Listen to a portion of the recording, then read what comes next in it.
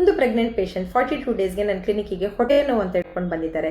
Scan ಮಾಡಬೇಕು ಅಂತ ಹೇಳಿದಾಗ ಡಾಕ್ಟರ್ 42 ಡೇಸ್ಗೆ ಸ್ಕ್ಯಾನ್ ಯಾಕೆ, ಅಗತ್ಯ ಇಲ್ಲ, ನಾನು ಮತ್ತೆ 2 ಮಂತ್ಸ್ಗೆ ಬರ್ತೇನೆ ಅಂತ ಅವರ ವಾದ. ಈ ರೀಲನ್ನು ನೋಡಿ, ಇದರಲ್ಲಿ ಒಂದು ಪೇಷಂಟ್ಗೆ ಎಕ್ಟೋಪಿಕ್ ಪ್ರೆಗ್ನೆನ್ಸಿ ಆಗಿರೋ ಬಗ್ಗೆ ನಾನು ವಿವರಿಸಿದ್ದೇನೆ. ಗರ್ಭಾಶಯದಲ್ಲಿ ನಿಲ್ಲದೆ ಗರ್ಭಾಶಯದ ಹೊರತಾಗಿ ನಿಂತಾರೆ, ಅದಕ್ಕೆ ಎಕ್ಟೋಪಿಕ್ ಅಂತ ಹೇಳ್ತೇವೆ. ಮಗು ಬೆಳೀಲಿಕ್ಕೆ ಅದಕ್ಕೆ ಜಾಗ ಸಿಗುವುದಿಲ್ಲ, ಅದು ಹೊಟ್ಟೆಲೆ ಒಡೆದು ಬಿಡುತ್ತೆ, ವಿಪರೀತ ಹೊಟ್ಟೆ ನೋವಾಗಿ ಬ್ಲೀಡಿಂಗ್ ಆಗ್ತದೆ. ಆದರೆ ಇದು ತಾಯಿ ಜೀವಕ್ಕೆ ಅಪಾಯ. ಅಬಾರ್ಷನ್ಗೂ ಇದಕ್ಕೂ ಏನು ವ್ಯತ್ಯಾಸ?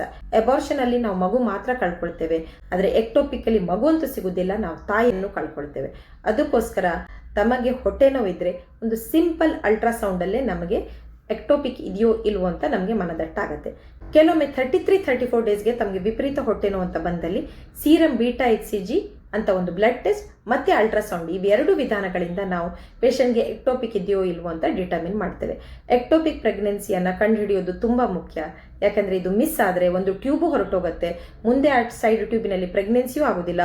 ಮತ್ತು ಅನ್ಡಿಟೆಕ್ಟೆಡ್ ಆಗಿ ತುಂಬ ಸೀರಿಯಸ್ ಕಂಡೀಷನಲ್ಲಿ ಬಂದರೆ ಕೆಲವೊಮ್ಮೆ ತಾಯಿ ತಮ್ಮ ಜೀವವನ್ನು ಕಳ್ಕೊಳ್ತಾರೆ. ಜಸ್ಟ್ ಒಂದು ಸಿಂಪಲ್ ಸ್ಕ್ಯಾನ್ ಮತ್ತು ಬ್ಲಡ್ ಟೆಸ್ಟಲ್ಲಿ ನಮಗೆ ವಿಚಾರ ಗೊತ್ತಾಗುವಾಗ ಅದನ್ನು ಮಾಡಿಸ್ಕೊಳ್ಳೋದು ಉತ್ತಮ ಅಲ್ವಾ? ಈ ರೀಲನ್ನು ಸೇವ್ ಮತ್ತು ಶೇರ್ ಮಾಡಿ.